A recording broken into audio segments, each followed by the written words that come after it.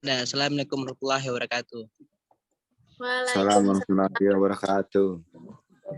Kami dari kelompok 5 akan mempresentasikan hasil diskusi kami. Yang beranggotakan itu saya sendiri, Afdal Zikra 2013-6132, Ferry Armansyah 2013-6081, Regi Chania 2013-6121, Dina Korea Siregar 2013-6013, Cesi Gutafma 2013-6092, Noriska Siti Fazila 2013-6113. Baiklah, yang pertama akan dibacakan oleh Ferry Armansyah. Pada Ferry dipersilahkan.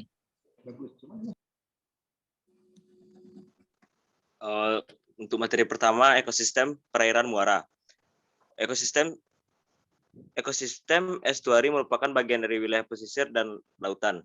Estuari merupakan daerah percampuran antara air laut dan air tawar yang berasal dari sungai dan sumber air tawar lainnya. Lingkungan estuari juga merupakan daerah peralihan antara darat dan laut yang sangat dipengaruhi oleh pasang surut air laut. Akan tetapi daerah estuari terlindungi oleh gelombang laut. Kombinasi pengaruh antara air laut dengan air tawar menghasilkan komunitas yang khas serta lingkungan bervariasi antara lain. Satu, tempat bertemunya arus sungai dengan arus pasang surut yang berlawanan, menyebabkan suatu pengaruh yang kuat pada sedimentasi, pencampuran air, dan ciri-ciri fisika lainnya, serta membawa pengaruh besar pada biotanya. Dua, percampuran kedua macam air tersebut menghasilkan suatu sifat fisika lingkungan khusus yang tidak sama dengan sifat air sungai maupun sifat air laut. Tiga, perubahan yang terjadi akibat adanya pasang surut mengharuskan komunitas mengadakan penyesuaian secara fisiologis dengan lingkungan sekelilingnya. Empat, tingkat kadar garam di daerah estuaria tergantung pada pasang surut air laut, banyaknya aliran air tawar, dan arus-arus lain, serta topografi dan estuaria tersebut.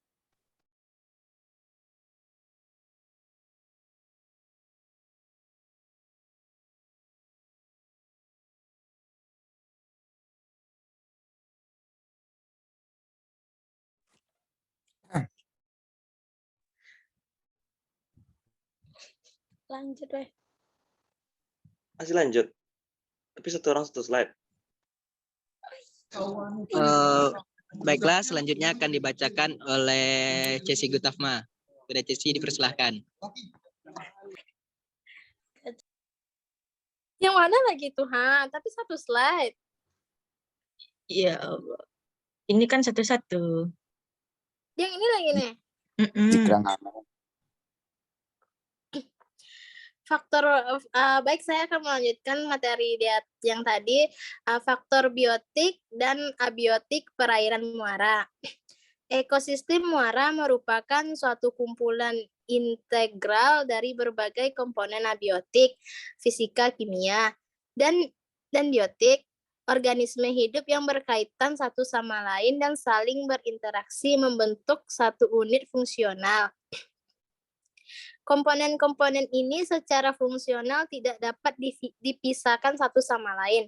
Apabila terjadi perubahan pada salah satu dari komponen-komponen tersebut, misalnya perubahan nilai parameter fisika, kimia perairan, maka akan menyebabkan perubahan pada komponen lainnya, misalnya perubahan kualitatif dan kuantitatif organismenya.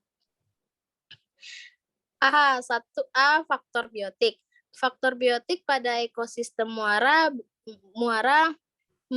berupa organisme yang hidup dalam perairan tersebut, seperti krustasea, ikan, polisatea, dan organisme lainnya. Faktor biotik juga dapat dijelaskan melalui peran dari organisme tersebut, yaitu sebagai produsen, konsumen, dan dekomposer. B. Faktor abiotik.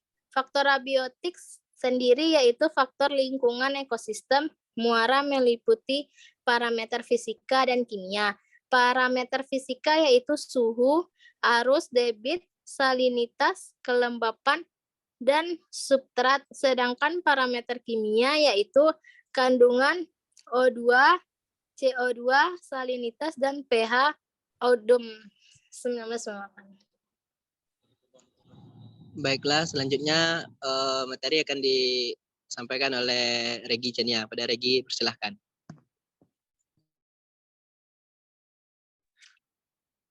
3 macam tipe muara.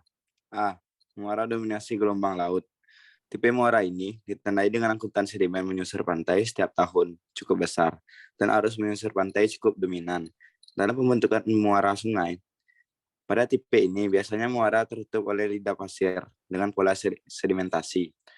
Pola sedimentasi yang terjadi di muara tersebut sangat tergantung pada arah gelombang. Jika arah gelombang dominan menyudut terhadap pantai, akan terjadi penutupan muara dengan arah penutupan sesuai dengan arah gerakan pasir menyusur pantai. Baiklah, selanjutnya materi akan disampaikan oleh Dina Korea. Pada Dina Korea, silahkan. B. Muara yang didominasi aliran sungai atau river flow dominated river mouth. Tipe muara ini ditandai dengan debit sungai menyusur setiap tahunan cukup besar sehingga debit tersebut merupakan parameter utama pembentukan muara sungai. Pendangkalan yang serius biasanya tidak terjadi pada tipe muara ini. Hal ini disebabkan aliran air sungai yang terjadi cukup besar sehingga mampu memelihara atau merawat keadaan kedalaman alur sungai. Jika aliran sungai cukup banyak membawa material sedimen, garis pantai akan cepat maju dan membentuk tanjungan. Pendangkalan biasanya terjadi tidak pada air sungai, tetapi terjadi pada pantai di depan muara tersebut. Di depan muara mungkin terjadi beberapa alur sungai yang akan berubah pada setiap musim sesuai dengan arus laut dan angkutan pasir pada waktu itu. Hal ini sangat penting diperhatikan terutama untuk keperluan navigasi.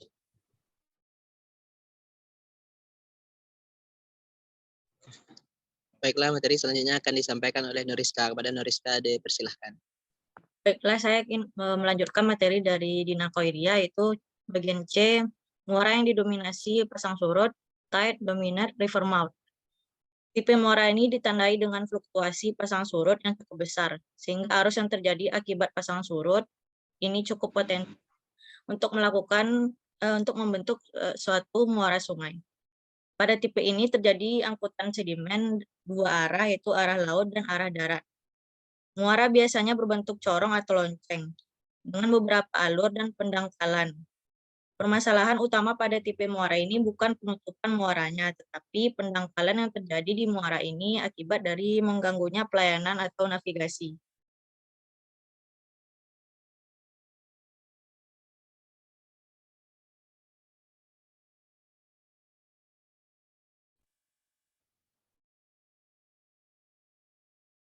Selanjutnya itu cara penyelesaian permasalahan yang ada pada perairan muara. Perbaikan muara sangat dilakukan dengan memberikan urutan prioritas terhadap muara yang mempunyai kriteria sebagai berikut. Itu yang pertama, itu muara sungai yang bagian hulunya merupakan daerah yang nilainya cukup tinggi dan perlu dilindungi dari ancaman banjir. Misalnya seperti daerah industri dan daerah pemukiman yang padat. Yang kedua, muara sungai yang dipergunakan untuk keperluan pelayaran, baik untuk keperluan niaga maupun untuk keperluan perikanan. Yang ketiga itu muara sungai yang bagian hulunya mempunyai potensi yang sangat besar untuk pertanian dan pertambakan sehingga diperlukan adanya kelancaran aliran air di sungai tersebut.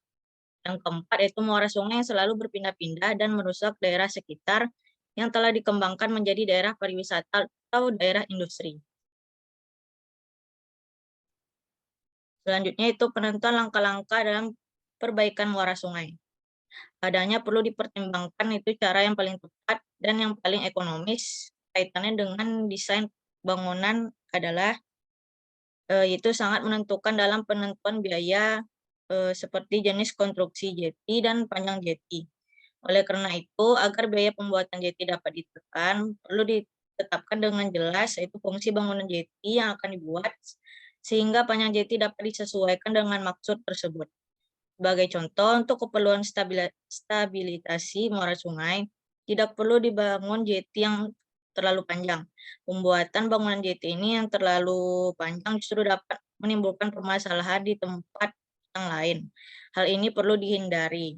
Selain itu, perlu ditekankan bahwa ada jenis konstruksi tertentu yang biaya pembangunannya murah. Akan tetapi biaya perawatannya tinggi, sehingga perlu dipertimbangkan dalam desainnya. Sekian. Baiklah, sekian dari hasil diskusi kami itu kelompok 5. Apabila ada kata salah, mohon dimaafkan. Wabillahi taufiq wal hidayah. Assalamualaikum warahmatullahi wabarakatuh.